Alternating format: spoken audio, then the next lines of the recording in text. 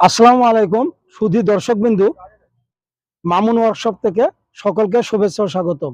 দর্শকবিন্দু, স্ক্রিনে যে গাড়িটি দেখছেন, গাড়িটি আমরা 5টি লিড অ্যাসিড ব্যাটারি এবং সুদূর গণসিনের দাতাই কোম্পানির 1000 ওয়াটের মোটর ও কন্ট্রোলার ব্যবহার করি। এই গাড়িটির দাম আমরা রেখেছি 3,40,000 টাকা। হ্যাঁ দর্শক, গাড়িটির দাম 3,00,000, যাতে সহজে অন্যান্য 3 চাকার ইজি বাইকের মতো উল্টে না যায়, এটা রিস্ক মুক্ত করে তৈরি করেছি।